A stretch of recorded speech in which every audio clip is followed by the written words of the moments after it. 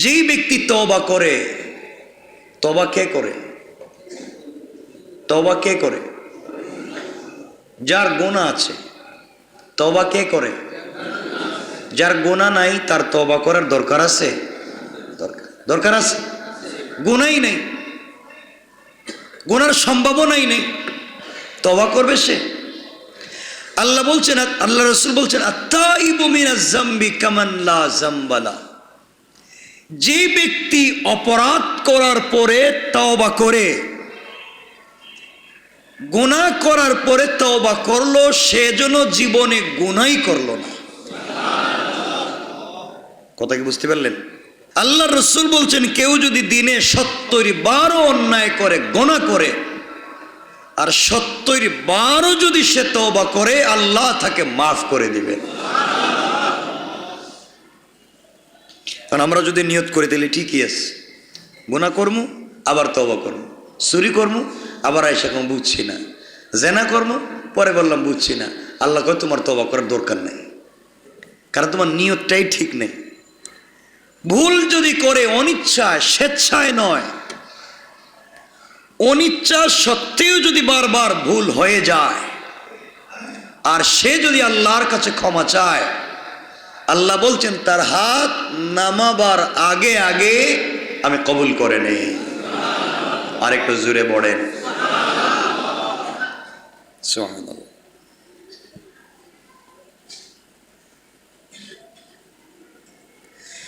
রাসূল সাল্লাল্লাহু আলাইহি ওয়াসাল্লাম আরো বলেছেন, খুব মনোযোগ দিয়ে শুনবেন, মা আসররা মান ইস্তাগফারা ওয়ালাউ আদা ফিল ইয়াউম ৭০ মাররা। সেই ব্যক্তি ফাসিক হয় না। আবারও বলছি, মান আসররা মান ইস্তাগফারা ওয়ালাউ আদা ফিল ইয়াউমে ৭০ মাররা। ওই ব্যক্তি ফাসিক হয়ে যায় না যে ব্যক্তি গুনাহ হয়ে গেলে সঙ্গে সঙ্গে তওবা করে ফেলে। যদিও সে দিনে ৭০ বার গুনাহ করে, ৭০ বার তওবা করে, এই লোকটা কখনো আল্লাহর দফতরে ফাসিক হয় না। আর জোরে পড়েন না সুবহানাল্লাহ। আপনারা চিন্তা করতে পারতেছে? এই জন্য গুনাহ হয়ে গেলে মাফ চাইব কার কাছে? বলেন কার কাছে? ভাগ্যবান তারা যারা এই রমজানে ইতিকাফে বসেছেন। খুব মনোযোগ দিয়ে শোনেন, আমরা লম্বা করব না। ভাগ্যবান তারা যারা রমজানে ইতিকাফে বসেছেন। রাসূল সাল্লাল্লাহু আলাইহি ওয়াসাল্লাম বলেছেন, ইবনু মাজার হাদিস, আল মুতাকিফু হুয়া ইয়াতাকিফু যুনুব ওয়া ইয়াজিলহু মিনাল হাসানাত কামিলিল হাসানাত কুল্লিহা। নবীজি বলেছেন, ইতিকাফকারী দুনিয়ার সব গুনাহ থেকে মুক্ত থেকে যায়। সুবহানাল্লাহ বলেন। যে ব্যক্তি ইতিকাফে ঢুকে গেল, সে দুনিয়ার সকল গুনাহ থেকে নিজেকে হেফাজত করে নিল। সুবহানাল্লাহ। যেগুলি সে ইতিকাফের দরুন, ইতিকাফে প্রবেশ করবার কারণে যে সওয়াবের কাজ করতে পারে না, আল্লাহর রাসূল বলেন ইতিকাফে বসার কারণে ওই বেচারা মায়ের খিদমত করতে পারে না, পরিবার দেখতে পারে না, আরেকজনের জানাজায় যেতে পারে না, আত্মীয় স্বজন দেখতে পারে না, সওয়াবের কাজ করতে পারে না, সমাজ কল্যাণ করতে পারে না। ইতিকাফে বসার কারণে ভালো কাজ করতে পারতেছে না, কিন্তু ইতিকাফে বসার কারণে বাহিরে যত ভালো কাজ হচ্ছে তার সওয়াব ও তার আমল নামায় লিখে দেওয়া হচ্ছে। কি ফ্যাসিলিটিস পাচ্ছে কারা? এখানে কারা কারা বসছেন একটু হাত তুলেন না। মাশাআল্লাহ, দেখছেন নি আপনারা? যাওয়ার সময় তাদের সাথে মুসাফা করে যাবেন। যারা ইতিকাফে বসছে তাদের সাথে মুসাফা করবেন।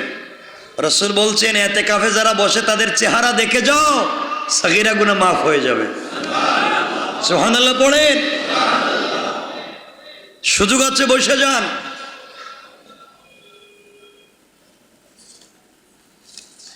একজন মানুষ মসজিদে থাকবার কারণে বাহিরে যত ভালো কাজ করতে পারে না, তার সওয়াবও আল্লাহ তার আমল নামায় দিয়ে দেয়।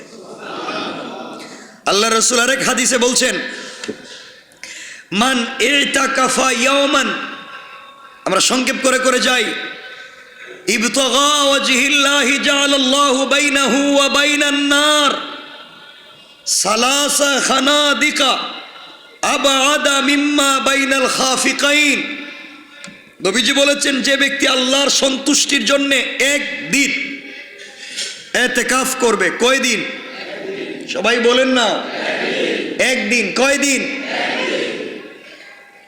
ইয়াওমান, মান ইতাকাফা ইয়াওমান ইবতাগা ওয়াজহিল্লাহ, আল্লাহর সন্তুষ্টির জন্য একদিন ইতিকাফ করবে, আল্লাহ তাআলা বলছেন জাআলাল্লাহু বাইনাহু ওয়া বাইনান নারে সালাসা খানাদিক, তার থেকে জাহান্নামকে 3 খন্দক দূরে সরিয়ে রাখেন। এই আওয়াজে সুবহানাল্লাহর দরকার নাই। রোজা রাখকে আরো জোরে কোন সুবহানাল্লাহ। রোজা তো কষ্টের কাজ, সুবহানাল্লাহ আরো জোরে কইলে আরো কষ্ট হইব। তাহলে সওয়াব কমবো না বাড়বো? তাহলে আস্তে কইবেন কেন? মাটি কাজের চাইতে তো সহজ নাকি? সুবহানাল্লাহ। আচ্ছা, এজন্য আমরা সুবহানাল্লাহ বলতে থাকি। রাসূল বলেছেন, যেই ব্যক্তি সুবহানাল্লাহ, যেই ব্যক্তি একদিন ইতিকাফ করবে, জাহান্নাম তার থেকে কত দূরে? কত খন্দক? 1 খন্দকের দূরত্ব। আবাদা মিম্মা বাইনাল খাফিকাইন, নবীজি বলেছেন 1 খন্দকের দূরত্ব আসমান জমিন যত দূরত্ব তত দূরত্ব। তাহলে একদিন ইতিকাফ করলে জাহান্নাম আসমান জমিন যত দূরে, এই 3 ডাবল দূরে যায় জাহান্নাম। সুবহানাল্লাহ কন্যা। কয়দিন? কয়দিন? আমরা পারবো না? বলেন না। কোন দিন? একদিন তো বুঝছি, কোন দিন এটা কোন? আজকে ওয়াজ করলাম যে সবে কদর 25-এ যায় বেশি, এরা কয় 27 তারিখ আইব। আল্লাহ কবুল করো।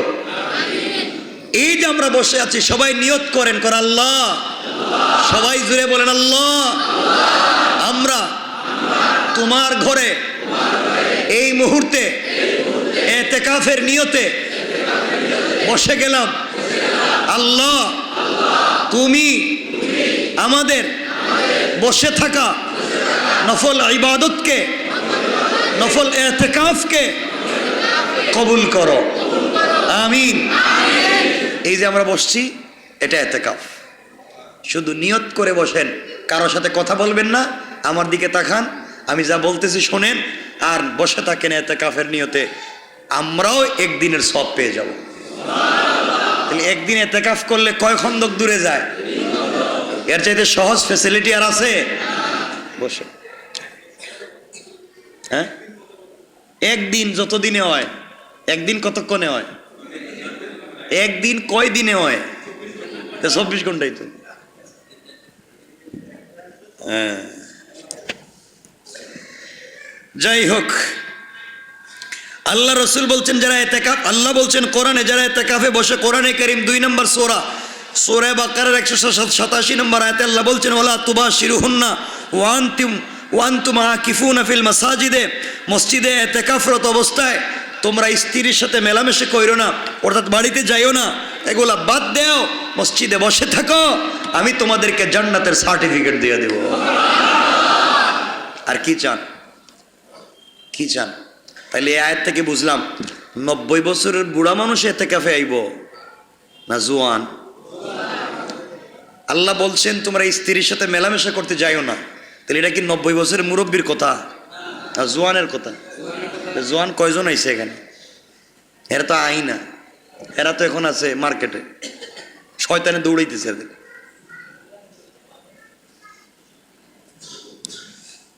কথাগুলো বুঝবেন, শোনেন। আল্লাহ বলছেন রমজানে ইতিকাফে থাকলে বা রমজানে স্ত্রীর সাথে মেলামেশা করা হারাম। কি মনে রাখবেন? হারাম। এটাই ছিল বিধান, কিন্তু বিধানটা চেঞ্জ করছেন কেমনে দেখেন। এই দুনিয়াতে আল্লাহ রব্বুল ইজ্জতুল জালাল আমাদেরকে অনেক সুযোগ সুবিধা দিয়েছেন। আল্লাহ বলছেন, কুলু ওয়াশরাবু হাত্তা ইয়াতাবায়্যানা লাকুমুল খাইতুল আবিয়াদু মিনাল খাইতিল আসওয়াদি মিনাল ফাজর সুম্মা আতিম্মুস সিয়ামা ইলাল লাইল। আল্লাহ বলছেন, তোমরা পানাহার করো যতক্ষণ না রাতের কালো রেখা থেকে ভোরের সাদা রেখা দেখা যায় ততক্ষণ পর্যন্ত খাইতে থাকো। এখন আমার এলাকার দেখবেন কিছু মুরব্বী আছে, এরা বাইরে গিয়া শরীর দিকে তাকায়, পশম দেখা যায় না, দেখা যায় না, কই খা খা আরো খা, পশম দেখা যায় না, খা কয় না, এগুলা সুতো বাইর করে দেখা যায় না, খা। এটা কি এই তাফসীর? এই কালো সুতার কথা আল্লাহ কইছে না? আমরা তো বুঝি না, নিজের মতো একটা বানাইয়া ছেড়ে দিই।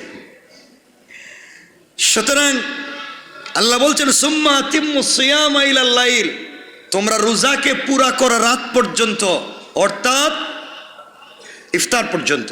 কতক্ষণ পর্যন্ত? ইফতারে তাড়াহুড়া করবেন। ইফতারে বুঝেন নাই? ইফতারে কি করবেন?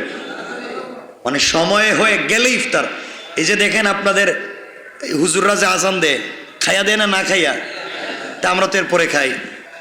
আজান কি ইফতারের জন্য দিছে না মাগরিবের জন্য? আমার সাথে কথা বলেন। আজান ইফতারের না মাগরিবের? ইফতারের যখন রমজান থাকে না আজান দেয়নি? কথা বলেন না। ইফতারের না মাগরিবের? তা আপনি হের আজানে কিতা ইফতার? হে তো খাইয়া দে, এ তো আগে খাইলিস, আর আমরা হের আওয়াজ শুই না ইফতার করি। এজন্যে আমরা সময়ের দিকে লক্ষ্য রাখবো, সময়ের দিকে লক্ষ্য রাখবো যে ইফতারের সময় হয়েছে কিনা। কারণ দেখবেন এখানে ধরেন, এখানে ইমাম সাহেব খাইয়া 3টা লাইগে আজান দেয়, তো মধ্যখানে 1.5 মিনিট গেছে কি, আমরা 1.5 মিনিট পরে ইফতার করতেছি। রসুল বলছেন, ইফতারে তাড়াহুড়া করো, তাড়াতাড়ি ইফতার করো, সেহরিতে দেরি করো, আজান হয়ে যায় ওই সময় খাও, কারণ ওই সময় আমি বরকত দেই। আল্লাহ বলছেন, আমি যখন আজান হয়ে যায় ওই টাইমে আমি আসমানে চলে যাই, উপরে চলে যাই, রহমতকে উঠাইয়া নেই, যাওয়ার সময় যারে পাই তারে দিয়ে যায়। সুবহানাল্লাহ বলেন না? আর আপনি ওই সময় কই? আপনি তো খাইছেন 12টা, এখন ঘুমাই রইছেন কেন? ওই সময় খাইতে কে কইছে? এজন্য সেহরিতে দেরি করেন। আমি বলছি না আজানের পরে খাইতে, আমি বলছি আজানের সময় হয়ে যায় ওই সময় খান, দেরি করে খান। আর ইফতারে তাড়াহুড়া করেন, বরকত দিছেন কে? আর আমাদের দেশে কি কয় না, আজান হয়েছে, আগে নমাজ পড়ছে, মাগরিব, নফল, সুন্নত সব পড়ে কাপড় টাপড় পাল্টাইয়া এরপরে ইফতারে বইছে, মনে হয় এখন খাইবো মোটামুটি। আল্লাহকে তোমার কাম কি এখন? আমি বলছি তুমি তাড়াহুড়া করে খাও, তুমি এত দেরি করলা কেন? আল্লাহু আকবার। আমরা বুঝি না এগুলো। আল্লাহু আকবার। যেমন কথা আসলে ওই যে ঈদে বলতেছি, ওই যে বিয়েতে খেজুর খুরমা বলছেন, ওই যে বিয়ে হয় না, বিয়ে পড়ে না, খেজুর খাও। আল্লাহর রসুল বলছেন খেজুর খাও আনন্দ করে। কেমনে?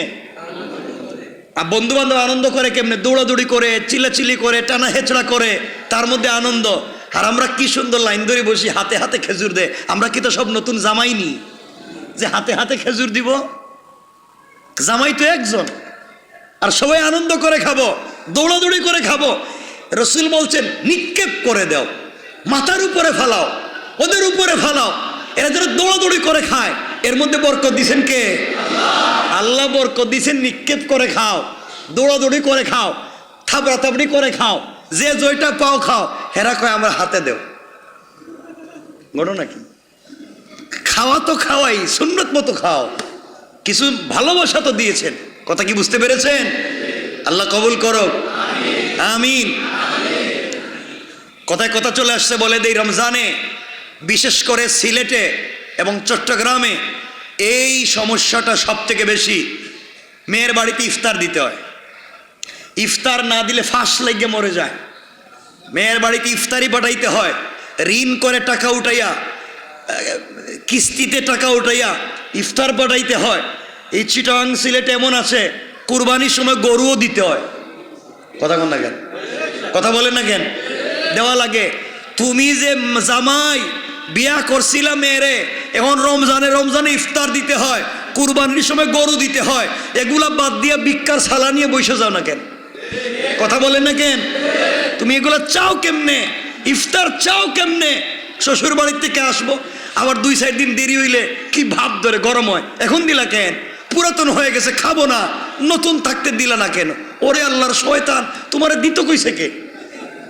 এটা হারাম।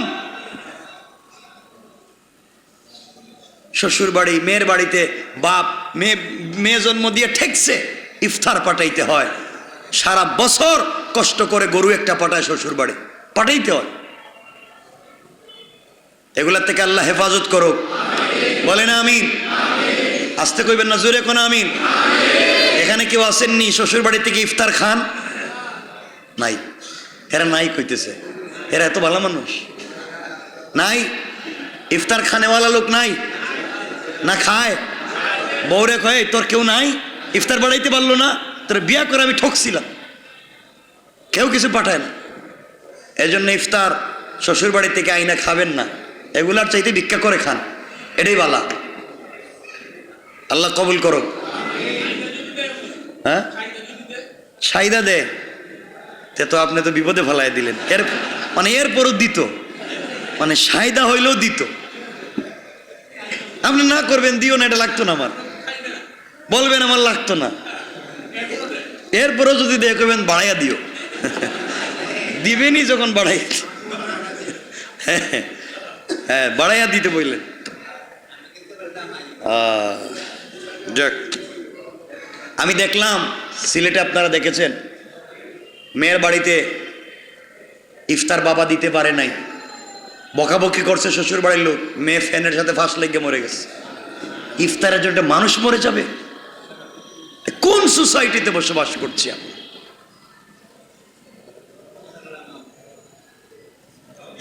এরপরে বছরে বছরে টাকা চায়, কত কিছু চায়, বিয়ে করছে একটা, মানে টাকার মেশিন একটা বিয়ে করছে, 2 দিন পরে পরে যৌতুক লাগবে, এটা লাগবে সেটা লাগবে, আছে না নাই? এর অর্থ যে বন্ধ করে দেবে এটা না, কিন্তু মেয়ের জামাইরে বেশি করে দিয়েন, খাওয়াইয়েন। আপনারা যদি এটা শুরু করেন তাহলে খাওয়াইতাম না আজকের থেকে, তাহলে তো ঝামেলা, আমরা বিপদে পড়ে যাই। এর জন্য খাওয়াইয়েন বেশি বেশি করে মেয়ের জামাইদেরকে। যাক, আমার মুসলমান বন্ধুগণ, কথাগুলা দিল দিয়া শুনেন কি বলতে চাই।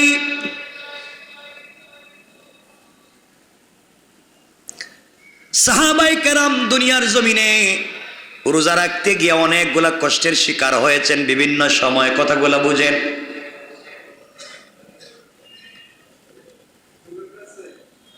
এক পর্যায়ে রোজা তো এমন ছিল, রাত দিন রোজা রাখতে হতো। এমন রোজা ছিল, ঘুমাইয়া গেলে উঠলে আর ইফতার সেহরি ইফতার করতে পারবেন না। ঘুমাইছিলেন কেন? কন্টিনিউ করা লাগত। সাহাবায়ে কেরাম কত কষ্টের শিকার হয়েছেন। হযরতে ওমরে ফারুক রাদিয়াল্লাহু তাআলা আনহু এমন একটা ভুলের শিকার হয়েছিলেন, আল্লাহ রাব্বুল ইজ্জত ওয়াল জালাল বলে দিয়েছেন স্ত্রীর সাথে মেলামেশা করা যাবে না। হযরত ওমরে ফারুক রাদিয়াল্লাহু তাআলা আনহু ভুল করে স্ত্রীর সাথে মেলামেশা করলেন।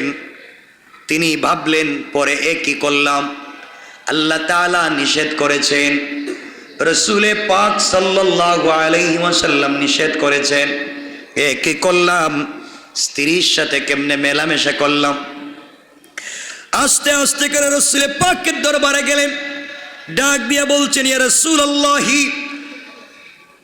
হালাকতু ওয়াহলাকতু হালাকতু ওয়াহলাকতু, আমি ধ্বংস হয়েছি, আমি আরেকজনকে ধ্বংস করে দিয়েছি। নবীজি বললেন, ওমর কি হয়েছে? ওমর বলছেন, ইয়া রাসূলুল্লাহ, আল্লাহ তাআলা নিষেধ করেছেন স্ত্রীর সঙ্গে রমজানে মেলামেশা করা যাবে না, আমি ভুলে করে ফেলেছি, ভুল হয়ে গিয়েছে, আমিও নিজে ধ্বংস হইলাম, আরেকজনকেও ধ্বংস করলাম। নবীজি আশ্চর্য হয়ে গেলেন, চিন্তায় পড়ে গেলেন, কি করবেন কি না, এত বড় বিপদ হয়ে গেল, রোজা নষ্ট হয়ে গেল, কি করা লাগবে? আল্লাহ তাআলা মুস্কি হেসে হেসে জিবরিল আমিনকে পাঠাইয়া কোরআনের আয়াত নাজিল করে দিলেন। পড়েন সুবহানাল্লাহ। আল্লাহ বলে দিলেন, উহিল্লা লাকুম লাইলাতাস সিয়ামির রাফসু ইলা নিসাইকুম হুন্না লিবাসুল লাকুম وأنتم لباس لهن আল্লাহ রাব্বুল ইজ্জত ওয়াল জালাল পুরা আয়াতে বললেন, শেষ দিকে গিয়ে বললেন আলিমাল্লাহু আন্নাকুম কুনতুম তাখতানুনা আনফুসাকুম ফাতাবা আলাইকুম ওয়া আফা আনকুম ফালআনা বাশিরুহুন্না ওয়াবতাগু মা কাতাবাল্লাহু লাকুম وكلوا واشربوا حتى يتبين لكم الخيط الأبيض من الخيط الأسود من الفجر الله বলেন এরপরে ثم أتموا الصيام إلى الليل আল্লাহ ভালো করে বললেন তোমরা রোজা রাখো এরপরে বললেন ওয়ালা তুবাশিরুহুন্না ওয়া আনতুম আকিফুনা ফিল মাসাজিদ এক ভুলের কারণে আল্লাহ কতগুলা বিধান নাজিল করে দিলেন আল্লাহ রাব্বুল ইজ্জত ওয়াল জালাল ডাক দিয়া বললেন শোনো মুসলমানেরা রোজার রাত্রে স্ত্রীর সঙ্গে মেলামেশা করাকে আজকে থেকে আমি আল্লাহ তোমাদের জন্য হালাল করে দিলাম রাসূল পাক ওমরকে জড়িয়ে ধরলেন বলছেন ওমর রাত দিন আগে হারাম ছিল তোমার ভুলের কারণে আল্লাহ তাআলা রাতকে হালাল করে দিনকে হারাম করে দিয়েছেন সুবহানাল্লাহ খারাপ হইছে নি ভালো হইছে খুব আস্তে কইলেন দেখি খুব খুশি মাশাআল্লাহ হ্যাঁ এই জায়গায় খুশি থাকলে তো হবে না রোজাটাও ঠিক মতো রাখেন ইবাদতটাকে ঠিক মতো কন্টিনিউ করেন ইনশাআল্লাহ ইনশাআল্লাহ এরপর আল্লাহ বলছেন স্ত্রী তোমাদের জন্য পোশাক তোমরা স্ত্রীর পোশাক কে বলছেন কারে বলছেন আমাদেরকে বলছেন তোমরা স্ত্রীর পোশাক স্ত্রী তোমাদের পোশাক মানে পোশাক যেভাবে বডির সঙ্গে জড়িয়ে থাকে পোশাকের সঙ্গে আপনার দুশ্মনী আছেন যে পরনে যে কাপড় আছে এটার সাথে দুশ্মনী আছেন তাহলে স্ত্রীর সাথে দুশ্মনী থাকার কথা নয় স্বামীর সাথে স্ত্রীরও দুশ্মনী থাকার কথা নয় কিন্তু এখন দেখা যায় দুশ্মনী যা আছে স্বামী আর স্ত্রী কথা বলে না কেন ফ্যামিলি কলহ যা হচ্ছে কোর্টে গিয়ে দেখবেন স্ত্রী বউর উপরে স্বামীর উপরে মামলা দেয় এই পৃথিবীতে আমি একটা বাস্তব কথা বলি পৃথিবীতে যত স্বামী ব্যাংক অ্যাকাউন্ট করে নমিনি কার নাম দেয় স্বামী নমিনি কার নাম দেয় স্ত্রীর নাম দেয় ডিপিএস করলে কারে দেয় ওয়াইফ রে দেয় স্বামীরা ব্যাংক অ্যাকাউন্ট করলে নমিনি দেয় স্ত্রীরে আর 90% স্ত্রী নমিনি কারে দেয় কথা কওয়া লাগবে কিন্তু স্বামীরে দেয় দেখছেন কোনোদিন দে কারে দে তার ভাইরে দে তার বোন রে দে তার মা বাপ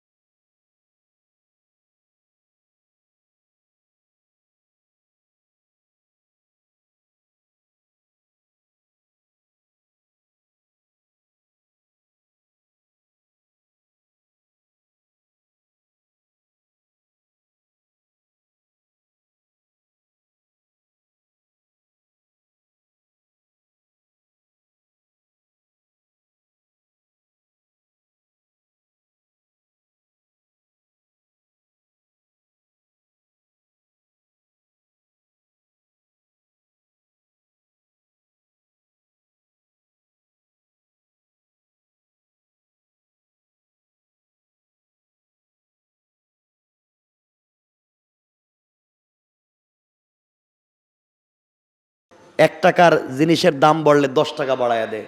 গরুর মাংস যদি কেজিতে ওরা 100 টাকা বাড়াইছে, আর রেস্টুরেন্টে গিয়ে দেখবেন প্রত্যেক হাফে ওরা 100 টাকা বাড়ায় দিচ্ছে। কথা বলেন না কেন? আপনি যাইবেন কই? ওরা 100 টাকা হয়তো কেজিতে বাড়াইছিল, ওরা প্রত্যেক 1 কেজি দিয়ে 100 হাফ বানাচ্ছে, প্রত্যেক হাফের 100 বাড়ায় দিচ্ছে। ঠিক না বললাম? চাউলের কেজি হয়তো বাড়ছে 50 কয় টাকা বাড়ে, 10-20 টাকা হয়তো বাড়ছে। ওরা দেখবেন এখন খাবার খাইতে গেলে আগে আপনি 1 হাফ ভাতের দাম যা ছিল ওটা 3 ডাবল বানাইছে। কথা বলেন না কেন? সব কিছুর দাম বাড়তি। এখন আপনি রেস্টুরেন্টে খাইতে গেছেন, আপনি ভাত, ও বলতেছে দাম বাড়তি, তরকারি ও বলতেছে দাম বাড়তি, মশলা ও বলতেছে দাম বাড়তি, পানি ও বলতেছে দাম বাড়তি। আপনি একজন মানুষ, দাম বাড়তি বলে পানির থেকে টাকা উঠাইলো, মশলার পয়সা উঠাইলো, ভাতের পয়সা উঠাইলো, তরকারির পয়সা উঠাইলো। কি বলেন আপনারা? তাহলে একজন পাবলিক থেকে সব পয়সাই তো আদায় করে নিচ্ছে। কথা বলেন না কেন? তাহলে আপনি আর আমি জিম্মি হয়ে যাচ্ছি। দুনিয়া নিমক হারাম, কিয়ামত খুব কাছে। কথা বলেন না কেন? না কাছে না দূরে? খুব কাছাকাছি। আল্লাহ আমাদেরকে হেফাজত করুক, বলে না আমিন। কিয়ামত কেমনে কাছাকাছি আমি বলেছিলাম গত জুমায়, তাফসিরে বলবো, তাফসিরই বলেছিলাম, সময় কমে যাচ্ছে, 1-2 মিনিটে বলে দিই। আমার মুসলমান বন্ধুগণ, গভীর মনোযোগ। এই দুনিয়ার জমিনে আল্লাহ রাব্বুল ইজ্জত ওয়াল জালাল আখিরি জামানার পয়গম্বর সরকারে কায়নাত, দো জাহানের সরদার নবী রহমত জনাবি মুহাম্মদ রাসূলুল্লাহ সাল্লাল্লাহু আলাইহি ওয়াসাল্লামকে আল্লাহ তাআলা প্রেরণ করে জানাইয়া দিয়েছেন, বন্ধুরে আপনার মাধ্যমে আমি আল্লাহ নবুয়তকে খতম করে দিলাম। আপনার পরে কেউ নবীও হবে না, আপনার পরে কেউ রসুল হবে না। আপনি আখিরি জামানার পয়গম্বর, নবী এবং রসুল। কোরআনকে শেষ কিতাব বানিয়ে দিলাম, আপনাকে শেষ নবী রসুল বানিয়ে দিলাম। এর মাধ্যমে আল্লাহ বুঝাতে চাইলেন আপনি হচ্ছেন এই সৃষ্টির শেষ নবী, অর্থাৎ আপনার পরে কিয়ামত কায়েম হয়ে যাবে, আপনার পরে দুনিয়াতে কিয়ামত চলে আসবে, আর কেউ আসবে না। আপনি কিয়ামতের আলামত। সুতরাং রাসূল পাক সাল্লাল্লাহু আলাইহি সাল্লামকে আল্লাহ পৃথিবীতে প্রেরণ করলেন। হযরত জিবরিল আমিন আলাইহিস সালাতু ওয়াস সালাম আল্লাহর রাসূলের কাছে বারবার আসতে লাগলেন। জিবরিল আমিন আল্লাহর রাসূলের কাছে আসলেন, বারবার আসলেন।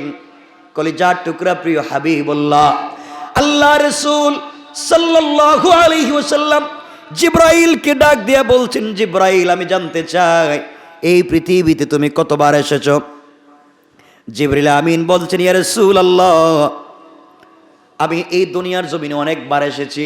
কোন নবীর কাছে 2 বার, কোন নবীর কাছে 3 বার, কোন নবীর কাছে 5 বার, কোন নবীর কাছে 100 বার, কোন নবীর কাছে 200 বার এসেছি। কিন্তু পয়গম্বর আরবি আপনি জানেন না, এই দুনিয়ার জমিনে আপনার কাছে এসেছি আমি জিবরাইল এসেছি 24,000 বার। আল্লাহু আকবার! 24,000 বার আপনার কাছে আমি এসেছি। আল্লাহর রাসূল জানতে চাইলেন, জিবরাইল আপনি আমাকে প্রশ্ন করেছেন, আমি আল্লাহর কাছ থেকে জেনে আপনাকে জবাব দিব। ইয়া রাসূলুল্লাহ আল্লাহর কাছে জিজ্ঞাসা করব আপনার পরে দুনিয়ায় যাওয়ার দরকার আছে কি নাই, আমার কি কাজ শেষ হয়ে গেল নাকি? জিবরিল আমিন আল্লাহ তাআলাকে জিজ্ঞাসা করলেন। আল্লাহ ডাক দিয়া বললেন, জিবরাইল রে আর তোমাকে কোনো নবী রাসূলের কাছে যাওয়া লাগবে না, আর তোমাকে কোনো নবী রাসূলের কাছে যাওয়া লাগবে না। আমার পয়গম্বর হাবিবুল্লাহর পরে দুনিয়ার জমিনে অবশ্যই তোমাকে যাওয়া লাগবে। জিবরিল আমিন বলছেন, আল্লাহ তাআলা কয়বার দুনিয়ার জমিনে আমাকে যাওয়া লাগবে? আল্লাহ তাআলা বলছেন, জিবরাইল রে রাসূলের পরে তোমাকে পৃথিবীতে যাওয়া লাগবে কমপক্ষে 10 বার। কয়বার? কয়বার? আল্লাহ রাসূলের কাছে আসে বলছেন, ইয়া রাসূলুল্লাহ আল্লাহ তাআলা আমাকে জানিয়ে দিয়েছেন আপনার ইন্তেকালের পরে পৃথিবীতে আমাকে যাওয়া লাগবে 10 বার। জিবরিল আমিনের কাছে কৌতূহল বশত আমার রাসূল জিজ্ঞাসা করলেন, জিবরাইল আমি জানতে চাই, বলো না আমার পরে কেন তোমাকে দুনিয়া যাওয়ার প্রয়োজন পড়লো, বলো কার কাছে যাইবা? জিবরিল আমিন বলছেন, আল্লাহর কাছ থেকে জেনে আপনাকে বলতে পারি। জিবরাইল আল্লাহর কাছে ডাক দিয়ে বলছেন, আল্লাহ তাআলা পয়গম্বরের পরে হাবিবুল্লাহর পরে আবার আমি কেন দুনিয়ার জমিনে যেতে হবে, বলেন না কি জন্য যাব? আল্লাহ রাব্বুল ইজ্জতুল জালাল বলছেন, জিবরাইল রে তোমাকে আবার আমি পাঠাবো 10 বার 10টা জিনিস উঠাইয়া নিয়ে আসার জন্যে।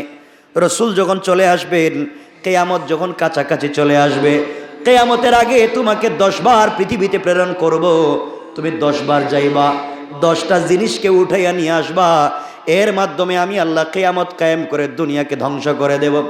আমার রাসূল আশ্চর্য হয়ে গেলেন।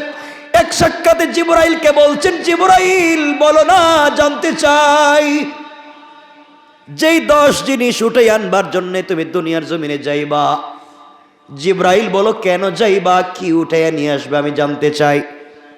1 নম্বরে বলছেন, ইয়া রাসূলুল্লাহ, আমি দুনিয়ার জমিনে যাব 1 নাম্বার দুনিয়ার থেকে বরকত উঠাইয়া নিয়ে আসার জন্যে। কিয়ামতের সময় যখন চলে আসবে, আল্লাহ আমাকে হুকুম করবেন দুনিয়ার জমিনে যেন কোনো বরকত না থাকে, আমি উঠাইয়া নেওয়ার জন্য আল্লাহ বলবেন আমি আপনার ইন্তেকালের পরে দুনিয়া যাব, 1 নাম্বার হলো দুনিয়ার থেকে বরকত উঠাইয়া নিয়ে যাব।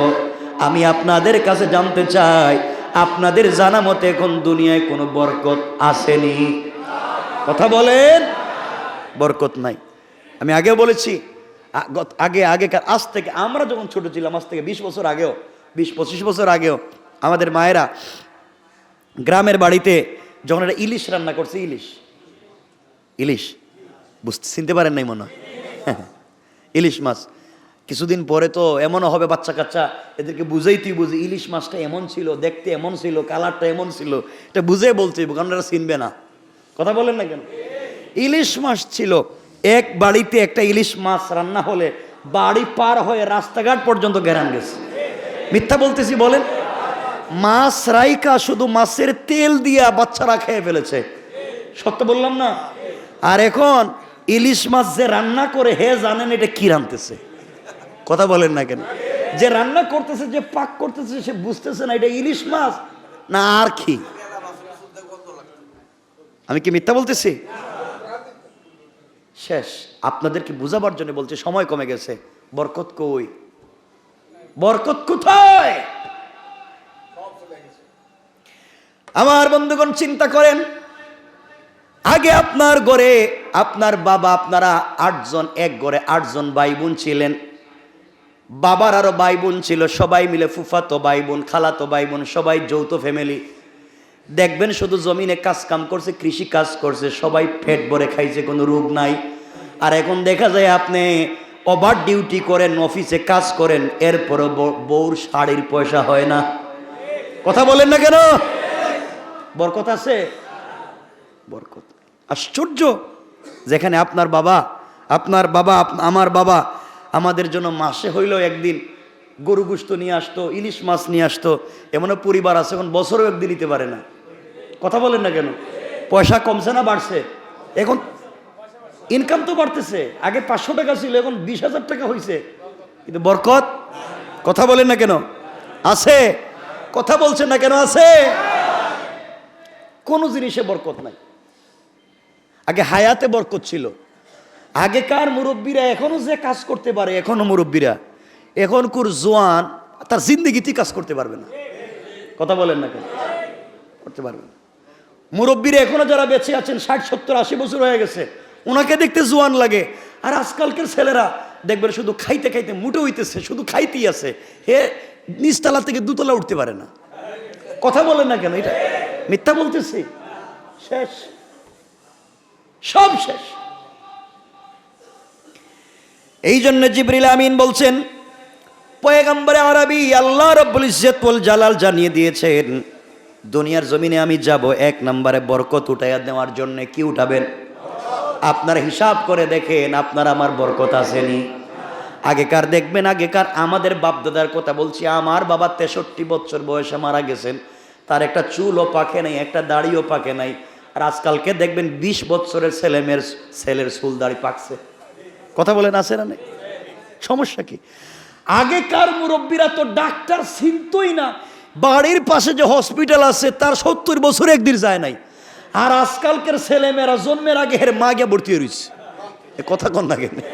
এর মা গিয়ে এর জন্মের আগে ভর্তি হয়ে রয়েছে হসপিটালে। দুনিয়া কই গেল একটু চিন্তা করেন না। আপনারা তো হাসতেছেন মনে হয়। আমি বলতেছি দুনিয়ার থেকে বরকত উঠিয়ে নিয়ে গিয়েছেন কে? কিয়ামত কাছাকাছি।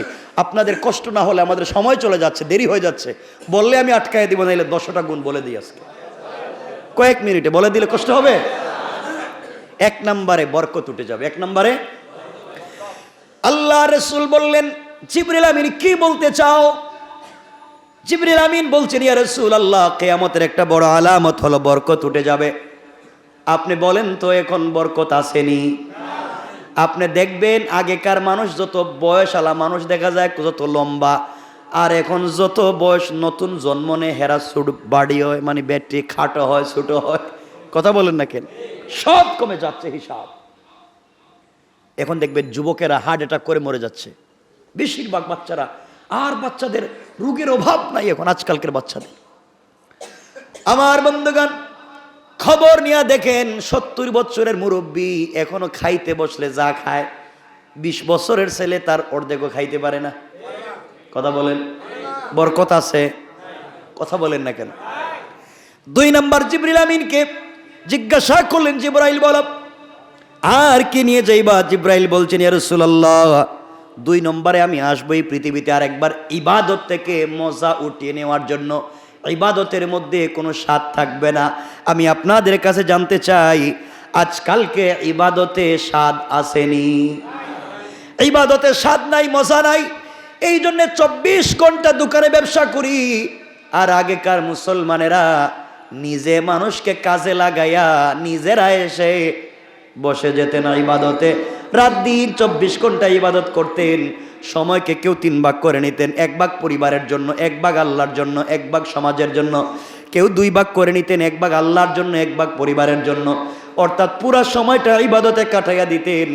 যত দুনিয়ার যত কাজে থাকেন নামাজে চলে আসতেন, কারণ ইবাদত করলে, জিকিরি করলে, নামাজ পড়লে, তসবিহ পড়লে তারা মজা পাইতেন। আর আজকালকে আমরা নামাজে এসে তাড়াহুড়া করি, সেজদায় গেলে 1 মিনিট বেশি থাকতে পারি না। ইমাম সাহেব যদি একটু লম্বা তসবিহ পড়ে, মানুষ রাগারাগি করে, গালাগালি করে, লম্বা করলেন কেন, আমার কষ্ট হচ্ছে। আরে বাবা, তুমি মজা পাচ্ছ না। মজা যদি পাইতা, আলীর মতো পায়ে তীর ঢুকে গেলেও নামাজ ভাঙতা না। ঠিক কিনা বলেন? আমার রাসূল নামাজে মজা পাইতেন। এই জন্য নামাজে দাঁড়িয়ে গেলে পা মোবারক ফুলে যাইত, সেজদায় গেলে মাথা উঠাতেন না, পুরা বডির রক্ত মুখে দিয়ে গিয়ে লাল হয়ে যেত। সেজদা থেকে মাথা উঠাতেন না, কারণ তারা মজা পাইতেন। আজ আমরা মজা পাই না, স্বাদ পাই না, এই জন্য ইবাদত করি না। কিয়ামতের আলামত, ইবাদত থেকে মজা উঠে যাবে, আসেনি? 3 নম্বর হলো, জিবরিল আমিন বলছেন, ইয়া রাসূলুল্লাহ, 3 নম্বর আমি পৃথিবীতে যাব। 3 নম্বর যে জিনিসটা উঠে নেওয়ার জন্য পরস্পর থেকে মোহাব্বত তুলে নেব। পরস্পর মোহাব্বত থাকবে না। আজকালকে পরস্পরের ভিতরে মোহাব্বত নাই। বাবা ছেলে মোহাব্বত নাই, মা মেয়ে মোহাব্বত নাই, বাইয়ে বাইয়ে মোহাব্বত নাই। আসেনি? বল, কথা বলেন, আছে? মোহাব্বত নাই, কেউ কাউকে দেখতে পারে না, সবাই স্বার্থের পিছনে দৌড়ায়। মোহাব্বত, আন্তরিকতা ভুলে গিয়েছে। আজকালকের বন্ধু, আগেকার বন্ধু, বন্ধু বান্ধব যারা ছিল 70 বছরের বন্ধু, বন্ধুর কথায় বন্ধু পুরা জীবন কাটাইয়া দিছে। বন্ধুকে রেখে বন্ধু হাঁটে নাই, বন্ধুর সঙ্গে বন্ধু থাকছে, ঘুমাইছে, পুরা দিন আড্ডা দিছে। আর আজকালকে বন্ধুত্ব করে শুধু স্বার্থের বিনিময়ে। ঠিক কিনা বলেন? সংক্ষেপ করে বলে যাচ্ছে। 4 নম্বর জিবরিল আমিন বলছেন, ইয়া রাসূলুল্লাহ, 4 নম্বরে আমি দুনিয়ায় যাব। দুনিয়া থেকে লজ্জা তুলে নেওয়ার জন্য লজ্জা থাকবে না, হায়া থাকবে না। আমি আপনাদের কাছে জানতে চাই, বলেন না, এই পৃথিবীতে কোন লজ্জা হায়া আসেনি? বাবার সামনে মেয়ের কোনো লজ্জা নাই, ভাইয়ের সামনে বোনের কোনো লজ্জা নাই, বোনের সামনে ভাইয়ের কোনো লজ্জা নাই। যে যা মন চায় অশ্লীলতা করে বেড়াচ্ছে, হায়া নাই, চোখের কোনো পর্দা নাই। যে যা মন চায় তা করে বেড়াচ্ছে, পুরা শহরটাকে অশ্লীলতা, সিনেমা, সার্কাস দিয়ে ভরে দিচ্ছে। হায়া নাই, লজ্জা নাই। এমনও মুসল্লি আছেন, এমনও হাজী সাহেব আছে, হায়া নাই, লজ্জা নাই। মসজিদেরও সভাপতি, ওয়াজ মাহফিলের সভাপতি হয়। আবার এমন লজ্জা নাই, লজ্জা নাই, বেকুব দেখবেন গানেরও সভাপতি হয়ে যায়। না নাই?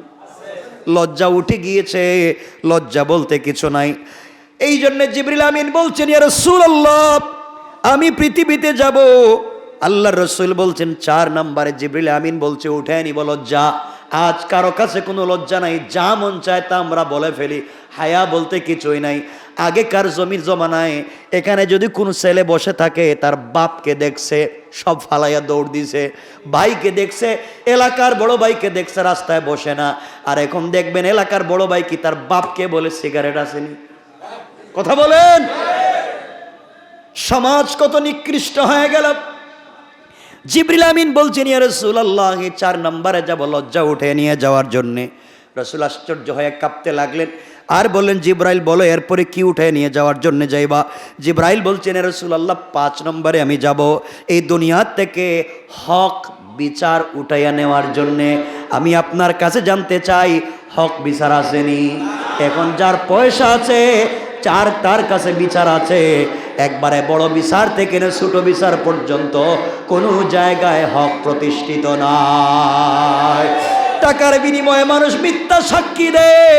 সমস্যা এমন হয়ে গিয়েছে, পঞ্চায়েতের বিচার করতে টাকা যেদিকে আছে ওই দিকে বিচারের রায় আছে, কোন ঠিক কিনা? গ্রামে গেলে দেখবেন যেই জায়গায় মুরব্বীকে 500 টাকা হাতে দিলে, চায়ের কাপ ধরাইয়া দিলে ডাইনের বিচারকে বাম বানাইয়া দেয়। এমন লোক আছে কিনা জোরে বলে? টাকার বিনিময়ে দেখবেন ভালো মানুষকেও ফাঁসাইয়া দেয়। কথা বলেন, আছে না নাই?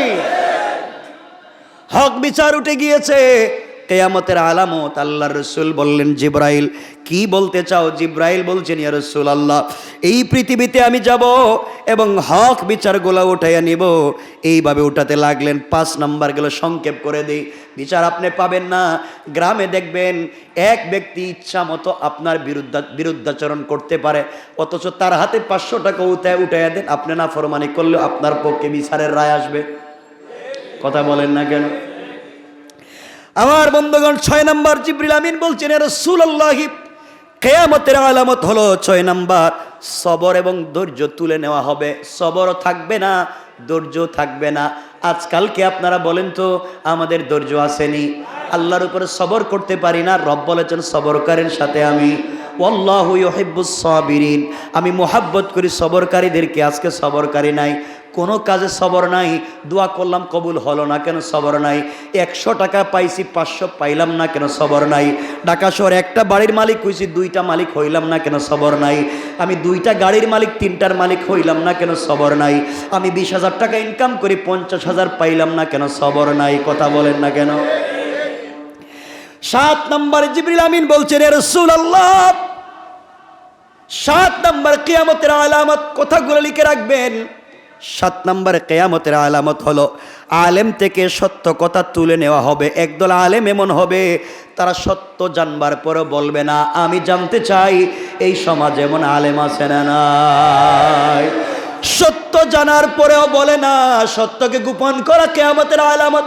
নিজের পিঠ বাঁচাইয়া, নিজের জান বাঁচাইয়া চলে, জুমার মিম্বরে সত্য কথা বলে না, বললে চাকরি থাকবে না।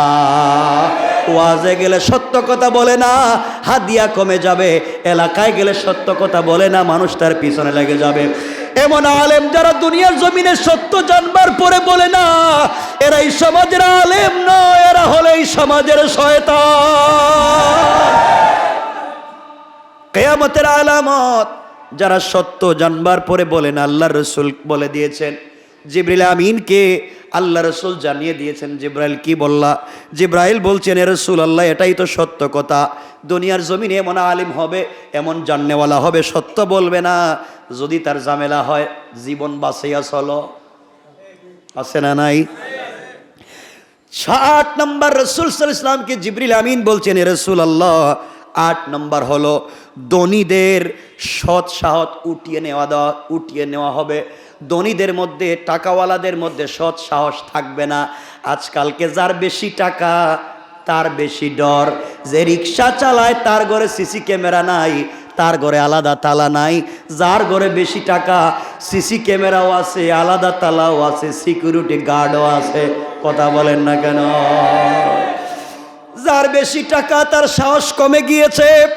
আল্লাহ রসুলকে জিব্রাইল বলছেন, ইয়া রাসূলুল্লাহ, সাহস তো থাকবে না, কারণ সত্য কথা বলবে না, বললে তার ব্যবসা নষ্ট হবে, সত্য কথা বলবে না তার পার্টি নষ্ট হয়ে যাবে, সত্য কথা বলবে না তার সম্পদ নষ্ট হয়ে যাবে। এই জন্যে কিয়ামতের আলামত হলো ধনী লোকদের কাছ থেকে সত্য কথা উঠে যাবে। আসেনি এগুলা? 9 নম্বর, ইয়া রাসূলুল্লাহ, আমি কিয়ামতের কাছাকাছি সময় পৃথিবীতে যাব। 9 নম্বর হলো ঈমান উঠিয়ে আনবো, ঈমান থাকবে না, মানুষের মধ্যে ঈমান থাকবে না। আল্লাহ রসুল আশ্চর্য হয়ে বলেন, কি বলো তুমি? কয় ঈমান থাকবে না। নামাজও পড়বে, রোজাও রাখবে, তসবিহও পড়বে, হজও করবে, জাকাতও দিবে, কিন্তু ঈমান থাকবে না। জাকাত দিবে পাবলিককে দেখাবার জন্য, সম্পদের মালিক। হজে যাবে লোক দেখাবার জন্য, আমি হাজী সাহেব। মসজিদ মাদ্রাসা দান করবে, দেখো আমাকে দানবীর বলবে, আসলে তার ভিতরে ঈমান থাকবে না। ঠিক কিনা বলেন? এগুলো আসেনি সমাজে? কি নাই বলেন এখন? আরো অনেক কথা, এখানে ঈমান থাকবে না। আজ যদি মানুষের ভিতরে ঈমান থাকতো, মানুষ শক্ত করে কথা বলতো। ঈমান দুর্বলের জন্য কথা বলে না। জিবরিল আমিন বলছেন, রাসূলুল্লাহ, কিয়ামতের আলামত ঈমান দুর্বল। এই হলো 9টা। 10 নম্বর হলো, সংক্ষেপ করে করে বলে দিলাম, 10 নম্বর, কারীদের কাছ থেকে কোরআনের তিলাওয়াত তুলে নেওয়া হবে, অর্থাৎ কোরআনকে উঠিয়ে নেওয়া হবে। কোরআন তিলাওয়াত করতে পারবে না। আজকালকে কোরআন তিলাওয়াত করনেওয়ালা কমে যাচ্ছে। আল্লাহ রসুলকে জিবরিল আমিন বলছেন, কোরআন তিলাওয়াত করনেওয়ালা থাকবে না। আগেকার জমিনে দেখেন, আগেকার সমাজে আমাদের যৌথ ঘর ছিল সবার বাড়িতে। ফজরের পরে দেখবেন মা চাচিরা কোরআন তিলাওয়াত করে, চশমা পরে উঠানে বসে, আঙ্গিনায় বসে কোরআন তিলাওয়াত করে। চুকে দেখেন হারিকেন জ্বালাইছে, মোমবাতি জ্বালায়, ফজরের সময় কোরআন তিলাওয়াত করে, বাবাও করছে, মাও করছে। আর আজকালকে দেখা যায় মা 12টা পর্যন্ত ঘুমায়, বাপ 10টা পর্যন্ত ঘুমায়, আর সন্তানেরা সারাদিন ঘুমায়। ঠিক কিনা বলেন? কোরআনের তেলাওয়াত, মিথ্যা বলতেছি এগুলা? কোরআনের তেলাওয়াত উঠিয়ে নেওয়া হচ্ছে। এমন একদিন আসবে রে, এই পৃথিবীতে কেউ কোরআন তেলাওয়াত করনেওয়ালা থাকবে না। পরিবার দেখেন, আপনার পরিবার দেখেন 50 বছর আগে, আর আপনার পরিবার দেখেন এখন। এই জন্যে আল্লাহর ওয়াস্তে আল্লাহর রাসূল সাল্লাল্লাহু আলাইহি ওয়াসাল্লাম শুনলেন এবং ভয় পেয়ে গেলেন। সুতরাং আমি জানতে চাই যে এই 10টা কথা বলেছি, এগুলা এখন আছে না নাই? কথা লম্বা, এখন এই 10টা বললাম, এই 10টার উপরে যদি আলোচনা করে দিই জিন্দগি শেষ। আমাদের টাইম বহুত উপরে দিয়ে চলে গেছে, কষ্ট দিয়েছি, মাফ করে দিবেন। এই 10টা